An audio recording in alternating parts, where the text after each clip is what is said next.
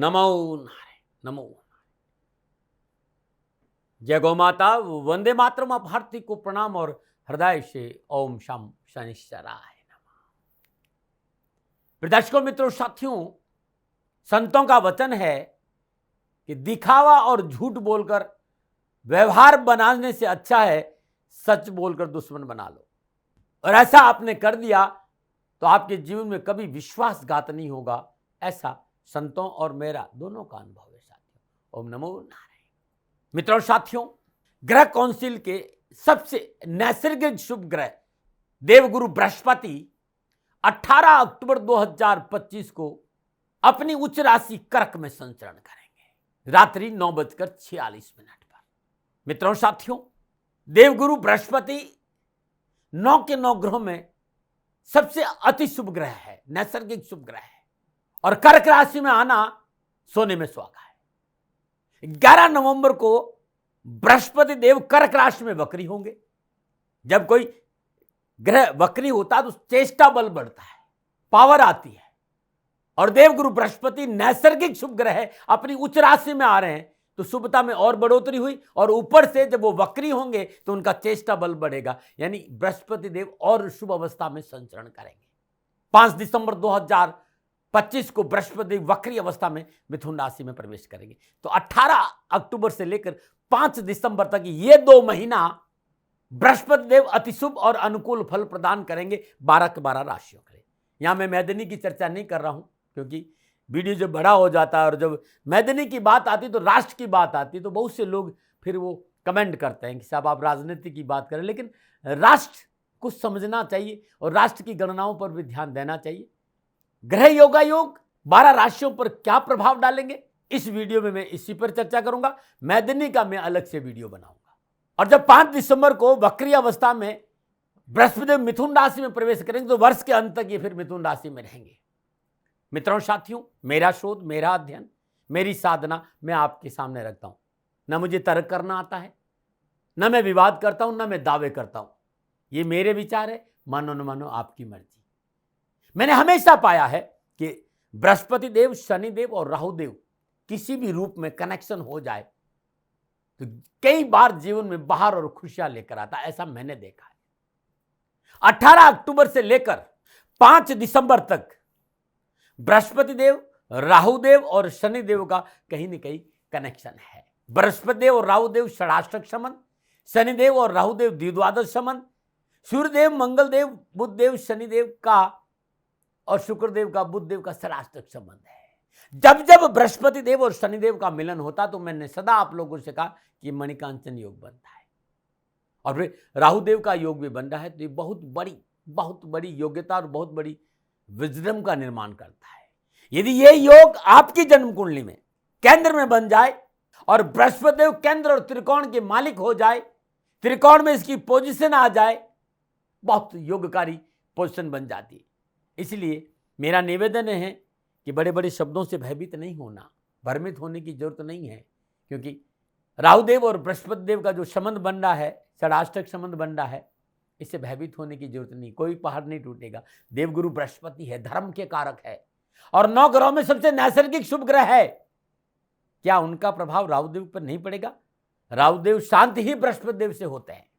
राहुदेव की प्रतिकूल परिस्थितियां बृहस्पति देव यहां कम करेंगे।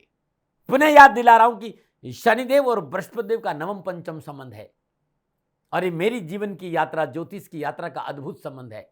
जब जब बृहस्पति देव किसी भी रूप में शनिदेव से संबंध स्थापित करते हैं तो मैं सदा ये कहता हूं कि गंगा जल की बारिश हो रही है, मणिकांचन योग हो रहा है। अब देखना यह है कि बृहस्पति देव हम सबको क्या प्रदान करेंगे, और ये बहुत गहरी समझ रखनी होगी। और बृहस्पति देव कहां बैठे हैं, किस राशि में बैठे हैं आपके, और किन ग्रहों से दृष्ट है, ये बहुत इंपॉर्टेंट है। इसलिए आप ये जानना चाहते हैं कि ये 2 महीना जो अतिचारी गति से बृहस्पति देव कर्क राशि में आए आप पर क्या प्रभाव डालेंगे, तो ये इसके लिए आपकी निजी हॉरोस्कोप का होना जरूरी है, आपका निजी जन्मांक का होना बहुत जरूरी है, क्योंकि आपकी जन्म कुंडली आपका डीएनए होता है। आप ये जानना चाहते हैं कि बृहस्पति देव आप पर क्या प्रभाव डाले और उसका क्या प्रभाव रहेगा 2 महीनों तक, तो नीचे नंबर आ रहे हैं, इन नंबरों पर संपर्क कर अवश्य आप मेरे से संपर्क कर सकते हैं।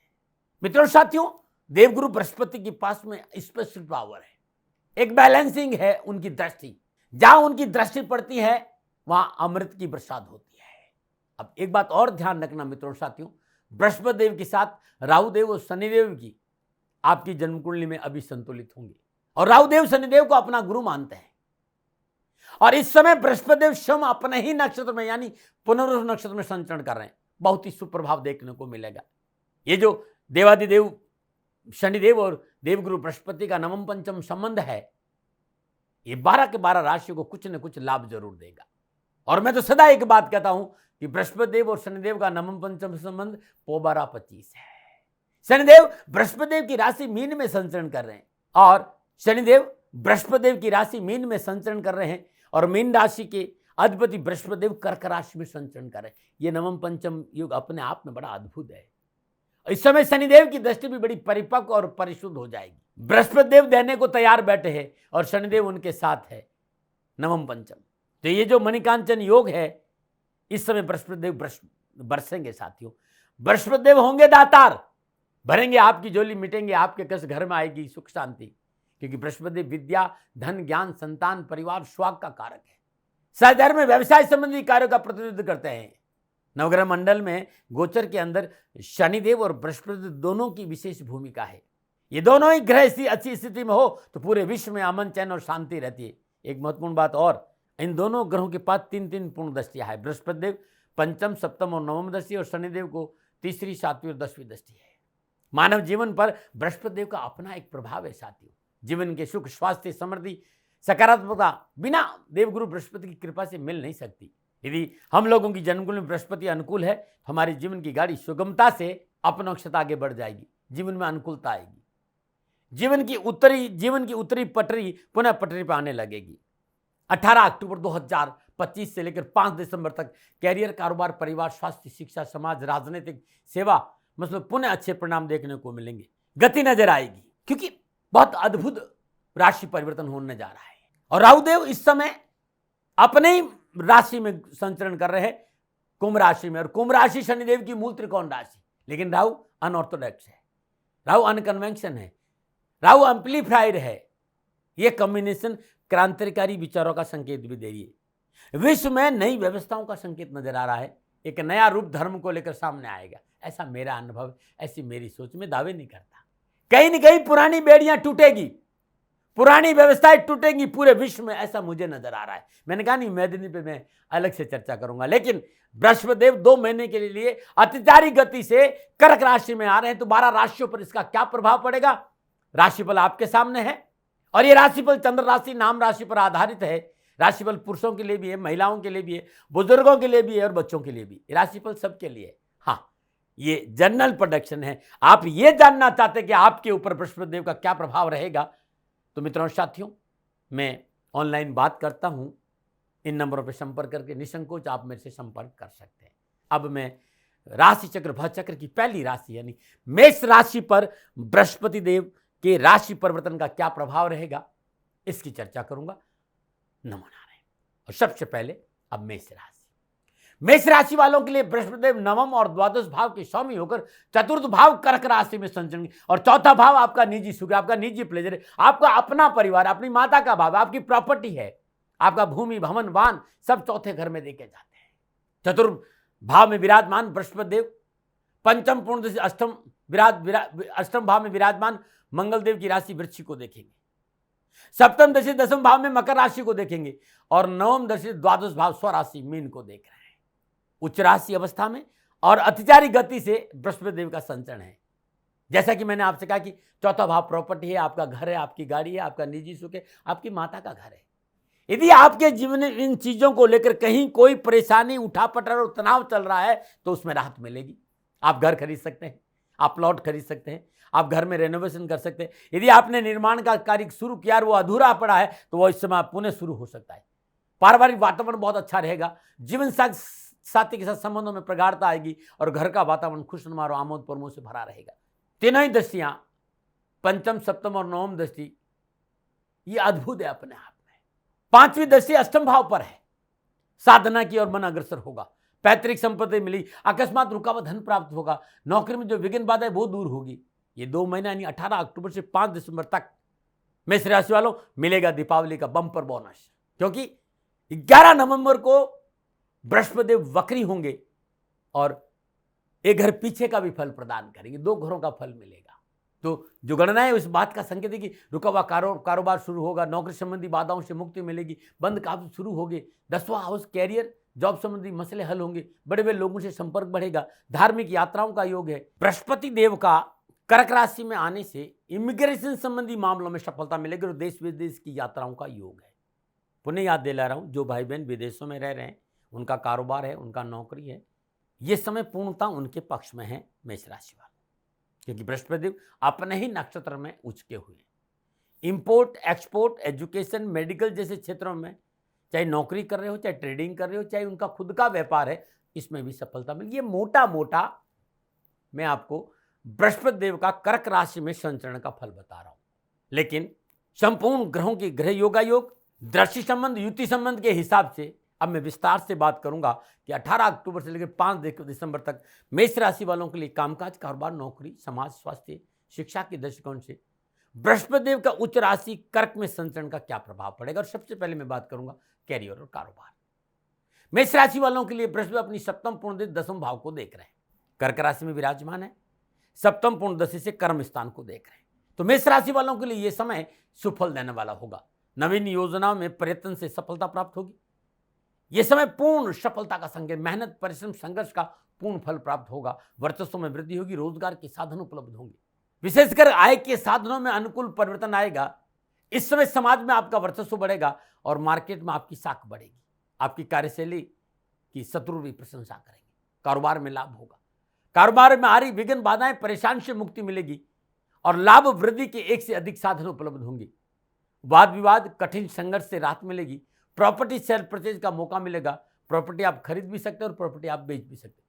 पुरुषार्थ का स्वामी सुख भाव में संचरण कर रहा है। अपनी हॉबी को अपना प्रोफेशन बनाने के बारे में आप सोच सकते हैं, यानी आप अपना पैशन इस समय फॉलो कर सकते हैं और शत्रु कमजोर होंगे। आप कला के क्षेत्र में है, यानी विज्ञान, सोशल मीडिया, टीवी, सिनेमा, तो इस समय आपके लिए पूर्ण सफलता का है। जिन चीजों के लिए पिछले कई वर्षों से आप लालच थे, इस समय आपका वो सारी वस्तुएं बृहस्पति की कृपा से प्राप्त होगी और धन संबंधी मसले, आर्थिक पक्ष अच्छा रहेगा और धन की आवक बढ़ेगी। देश विदेश से धन की प्राप्ति के अच्छे योग नजर आ रहे। कहीं से रुका हुआ या दिया हुआ धन अचानक वापस प्राप्त हो सकता है। धन लाभ और कार्य में उन्नति के अच्छे अवसर प्राप्त हो, लेकिन साथ साथ धन खर्चों की लिस्ट भी तैयार है, इस बात का भी ध्यान रखिएगा। धन कमाने की शॉर्टकट या अनैतिक तरीकों से बचना बहुत जरूरी है, अन्यथा मुसीबत में फंस सकते हैं। विशेष रूप से स्वास्थ्य संबंधी मसलों पर धन का व्यय हो सकता है और माता के स्वास्थ्य को लेकर विशेष सावधानी बरतनी पड़ेगी। उनके स्वास्थ्य संबंधी तकलीफों पर धन खर्च हो सकता है। दूसरा, विवादित प्रॉपर्टी में इन्वेस्ट मोटा नुकसान देगा। सरकार से हानि की संभावना है, सावधानी बरतिएगा। सामाजिक और पारिवारिक दृष्टिकोण से यह समय इस बात का संकेत है कि भूमि, भवन, वाहन की प्राप्ति का योग है और घरेलू सुख सुविधाएं बढ़ेगी। घर परिवार का वातावरण खुशियों से भरा रहेगा और पारिवारिक सदस्यों का आपसी तालमेल अच्छा रहेगा। कोर्ट कचहरी के मसले सुलझेंगे। कानूनी मामले में विजय होगी। नई प्रॉपर्टी खरीदने का रुझान नजर आ रहा है। वैवाहिक जीवन सुखमय रहेगा, लेकिन फिर भी मैं आपसे यहाँ कहना चाहूंगा कि वाद विवाद और बहसबाजी से बचना चाहिए। जीवन साथी का पूर्ण सहयोग प्राप्त होगा। वैवाहिक दृष्टिकोण से इस समय पूर्णतः आपके पक्ष में और वैवाहिक समस्याओं का निवारण होगा और निजी संबंध विवाह में परिवर्तन होने के प्रबल संकेत नजर आ रहा है। आप युवा है, विद्यार्थी है, तो ये जो 2 महीने है ना, कैरियर, कामकाज, कारोबार, नौकरी, शिक्षा के दृष्टिकोण से उत्तम और लाभ का संकेत दे रही। मेहनत का पूर्ण फल मिलेगा। विद्यार्थी और युवाओं के लिए परिवार और मित्रों का पूर्ण सहयोग प्राप्त होगा। शिक्षा में किया गया परिश्रम सुफल प्रदान करेगा। परिश्रम रंग लाएगा। अध्ययन में रुचि बढ़ेगी। प्रतियोगी परीक्षा में सफलता मिलेगी। पारिवारिक सदस्यों का कैरियर और एजुकेशन के क्षेत्र में पूर्ण सहयोग प्राप्त होगा और मनोनुकूल स्कूल और कॉलेज में दाखिला का समय भी अनुकूल है। आप कोई कॉलेज या यूनिवर्सिटी चेंज करना चाहते हो, उस समय आपके लिए ठीक रहेगा। हाँ, स्वास्थ्य के दृष्टिकोण से मेष राशि वालों के लिए यह समय सावधानी का संकेत दे रहा है। विशेष रूप जिन्हें हार्ट की प्रॉब्लम है, हाई बीपी है, लो बीपी है, या छाती संबंधी तकलीफ है, या शुगर या किडनी जैसी कोई तकलीफ है, उन्हें तुरंत चिकित्सा का सहारा रख लेना चाहिए, यानी चिकित्सा में लापरवाही नहीं करें। बुजुर्गों को स्वास्थ्य का विशेष ध्यान रखना चाहिए। बृहस्पति देव का उच्च राशि कर्क में संचरण यात्राओं का संकेत दे रहा है और यात्राएं लाभदायक रहेगी। देश विदेश से कारोबारी यात्राओं का संबंध बनेगा, लेकिन यात्राओं में सावधानी भी रखनी चाहिए। कुछ विशेष बातें जो आपके लिए बहुत जरूरी है। मेष राशि, ये 2 महीना लाभ मिलेगा, सफलता मिलेगी, आगे बढ़ने का मौका मिलेगा, लेकिन आपको किसी चीज पर अपने मत पर नहीं अड़ना है, जिद नहीं पकड़नी है। इस बात का ध्यान रखना, यह आपके लिए नुकसानदायक हो सकता है। बिना कारण निराशा के भाव स्वास्थ्य प्रतिकूलता देंगे। भौतिक सुख सुविधा की लालसा में अनावश्यक कर्जा बढ़ सकता है, इसका ध्यान रखिएगा। क्या उपाय करें? नियम बना दीजिए, 2 महीना हर रोज प्रातःकाल नित्य कर्म जो स्नान उपरांत हनुमान जी की सिर चरणों में शुद्ध देसी घी का दीपक जलाइए और वहीं बैठकर ओम हम हनुमते नमः इस मंत्र का 3 माला जाप करिएगा। एक पाठ सुंदरकांड। तत्पश्चात उगते हुए सूर्य को जल अर्पित करने के बाद वहीं बैठकर आदित्य हृदयेश्वर का एक पाठ करना बड़ा उत्तम रहेगा। कैरियर, कारोबार, नौकरी, व्यवसाय संबंधी परेशानी के निवारण के लिए पूजा के साथ साथ गरीब और निर्धन बच्चों को वस्त्र और पुस्तकों का दान देना भी आपके लिए उत्तम रहेगा। इस 2 महीने में जब भी आपको मौका लगे गंगा स्नान जरूर करिएगा। आपका सामर्थ्य है हर रोज नहीं तो मंगलवार दिन गाय को गुड़ और केला और चने की दाल अपने हाथ से खिलाएंगे तो बहुत अच्छा रहेगा। बृहस्पति देव कर्क राशि में 2 महीना संचरण करेंगे, उसके बाद वक्री अवस्था में मिथुन में आ जाएंगे और वर्ष के अंत तक इसी मिथुन राशि में ही संचरण करेंगे। यदि मेष राशि वाले लोग 7 मुखी रुद्राक्ष 2 दाने, 3 मुखी रुद्राक्ष 2 दाने और 10 मुखी रुद्राक्ष 2 दाने गले में धारण करें तो इनके लिए बड़ा अच्छा रहेगा। ये अद्भुत रुद्राक्ष कॉम्बिनेशन है, न बनाएं। प्रदर्शकों, मित्रों, साथियों, बृहस्पति देव उच्च राशि कर्क में आ रहे, मेष राशि पर इसका क्या प्रभाव रहेगा ये मेरा निजी आंकलन था। न भय, न भ्रम, न भ्रांति, न विवाद, न तर्क, शक एंड ओपिनियन का अधिकार आपका था, आपका है, आप ही का रहेगा। मानो न मानो ये आपकी मिली। हाँ, आंकलन मेरा था और मेरे से कोई भूल हो गई हो, दोनों हाथ जोड़कर क्षमा मांगता हूं। आप सुखी रहे, आप स्वस्थ रहे, समृद्धिशील रहे, शनिदेव के चरणों में मेरी प्रार्थना, नमन है। प्रदर्शकों, मित्रों, साथियों,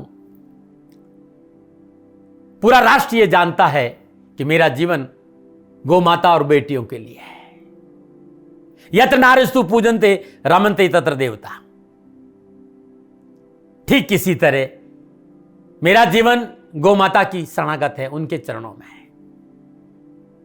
पूरा राष्ट्र और राजस्थान का हर व्यक्ति जानता है कि दाती महाराज गायों से बहुत प्यार करते हैं, बेटियों से बहुत प्यार करते हैं। पिछले 35-36 सालों में सैकड़ों हजारों बेटियों के लिए मैंने अपना जीवन दिया है और मैं ये कह सकता हूं कि गौ माता और बेटियों के लिए मेरा संपूर्ण जीवन निछावर है और ये मेरे जीवन का उद्देश्य था, क्योंकि मेरे लिए राष्ट्र कोई बड़ा है ना, राष्ट्र से बड़ा कोई हो सकता है न संभावना है। और गौ माता और बेटियां राष्ट्र की धरोहर है, उनके लिए ये करना मेरा कर्तव्य भी था, मेरा कर्म भी था और मेरा धर्म भी था।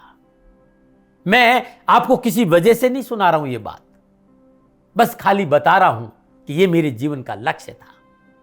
मैं अपने राष्ट्र की सेवा करूं, ये मेरा धर्म है, क्योंकि मैं इस राष्ट्र का नागरिक हूं। पिछले 30-35 सालों से मैं बेटी बचाओ, गौ सेवा में अपना संपूर्ण जीवन राष्ट्र के साथ लगाया। समय बड़ा बलवान है, समय बलवान होता है साथियों। वर्तमान परिस्थितियां आर्थिक दृष्टिकोण से मेरी अनुकूल नहीं है, यह मैं संकेत आपको कई बार दे चुका हूं। धन नहीं मांग रहा हूं, मैंने आज तक राष्ट्र से कभी नहीं कहा कि मुझे धन दो, मुझे पैसे नहीं चाहिए। ना मैंने पहले कभी पैसे मांगे थे और ना मैं अभी पैसे मांग रहा हूं, और ये मेरा अहंकार नहीं है। बात बताना चाहता हूं, मैं अहंकार से ये नहीं बोल रहा हूं, क्योंकि मैं धन को लेकर कभी आपके सामने नहीं आया। ये मेरा निवेदन है। हमेशा मैंने आप लोगों से कहा कि राष्ट्र की सेवा करो, मैं भी कर रहा हूं और आप भी सेवा करो। धन नहीं चाहिए, लेकिन वर्तमान आर्थिक परिस्थितियां मेरे को यह कहने के लिए थोड़ा सा मजबूर कर रही है कि शनिधाम गौशाला की गाय दुखी नहीं रहे, इसके लिए मुझे आपका सहयोग चाहिए। और सहयोग तब चाहिए जब मैं आपके लिए कुछ करूंगा, मैं आपके साथ खड़ा रहूंगा आपकी समस्याओं के समाधान के लिए, चाहे वो पूजा पाठ हो, चाहे ज्योतिष हो, चाहे ध्यान हो, चाहे योग हो, किसी भी रूप में आपको मेरे से सहयोग चाहिए। आप सभी अपनी अपनी जन्म कुंडली देखना चाहते हैं, आप चाहते हैं कि मैं आपकी जन्म कुंडली देखकर आपको कुछ समाधान दूं, और आप सबको कुछ न कुछ जानकारी चाहिए। मैं आपके साथ खड़ा हूं, पूरे साल खड़ा रहूंगा, और जब तक जीऊंगा तब तक राष्ट्र के साथ खड़ा रहूंगा। नीचे नंबर आ रहा है, इन नंबरों पर संपर्क करिए और मेरे से बात करिए, लेकिन इसकी एवज में गायों के लिए चारे की व्यवस्था करिए। इसलिए मैंने कहा था कि भाई समय है, दिन है, थोड़ा सा आर्थिक परिस्थितियों को लेकर मैं थोड़ा सा कमजोर हूं और मेरी गौ माता सन्निधान गौशाला चारे को लेकर परेशान नहीं हो, ऐसा मैं हृदय लेकर आपके सामने आया हूं। लोगों ने कहा कि राष्ट्र आपसे प्यार करता है दाती महाराज, एक बार राष्ट्र से निवेदन करिए। मैं फिर कहना चाहता हूं, मैं धन नहीं मांग रहा हूं और ये मेरा अहंकार नहीं, मेरी विनम्र प्रार्थना। साथियों, मेरा राष्ट्र सर्वोपरि है। मैं ये नहीं कह रहा हूं, मैं ये कह रहा हूं कि मैं परिश्रम करूंगा आपके लिए और आप उस परिश्रम के एवज में गायों के लिए चारे की व्यवस्था कीजिए। शनि भगवान सदा आपकी रक्षा करेंगे, आपका जीवन सदा खुशियों से भरा रहेगा, ऐसा मेरा निवेदन है। और वे सभी लोग जो सक्षम है, सामर्थ्यवान है, जिन्हें दाती महाराज के ज्योतिषीय समाधान की आवश्यकता नहीं है, उनको मेरा प्रणाम है। और उन सबको मेरा प्रणाम है जो सन्निधान गौशालाओं को सपोर्ट करते हैं, सेवा में कंधा से कंधा मिलाकर खड़ा रहते हैं। जब से मैंने ये सूचना दी, जब से मैंने ये मैसेज दिया, हजारों लोग सन्निधान गौशाला के साथ कंधा से कंधा मिलाकर खड़े हैं। उन सबको मेरा धन्यवाद, मेरा आभार, अभिनंदन। हर महीने आप में से बहुत से लोग कुछ न कुछ सन्निधान गौशाला में सहयोग करते हैं। मैं उन सब के प्रति पुनः एक बार हृदय से अपना आभार प्रकट करता हूं और ये सहयोग मैं जीवन भर याद रखूंगा। समय ऐसा है, मेरी परिस्थितियां आर्थिक दृष्टिकोण से अनुकूल संकेत नहीं दे रही, इसलिए मैंने राष्ट्र से कहा कि सन्निधान गौशाला में परेशानी नहीं आए। सरकार सपोर्ट करती है, सरकार की तरफ से जो वो करना चाहती वो करती, लेकिन उससे पूरा नहीं पड़ता है। सरकार की अपनी सीमाएं हैं साथियों, और उससे पूरा नहीं पड़ता है, और अपनी मर्यादाएं भी और सीमाएं। शासन के पास और बहुत से काम है साथियों। फिर भी मैं शासन का भी धन्यवाद दूंगा जो हमारे साथ वो खड़े हैं। पुनः हृदय से एक बार निवेदन करना चाहता हूं, आपको लगता है कि दाती महाराज के साथ सन्निधान गौशाला में खड़ा रहना है तो नंबर नीचे आ रहे हैं, जरूर सहयोग करिएगा। मेरा कोई दबाव नहीं है, समय काल परिस्थिति के अनुसार दाती महाराज की ये प्रार्थना है। मैं दाती महाराज आपका हूं और आप मेरे हो, मुझे लगा कि आपको कहना देना चाहिए। राष्ट्रवासियों, व्यापारी नहीं हूं, समय है आज आपसे कह रहा हूं। और यदि आप अपने आसपास भी जो गायें उनकी भी सेवा करते हैं तो ये भी सेवा मेरे को बहुत खुशी हो, क्योंकि गौ माता दुखी नहीं रहनी चाहिए, बस इस बात का ध्यान रखिएगा। पुनः हृदय से आभार। ओम नमो नारायण।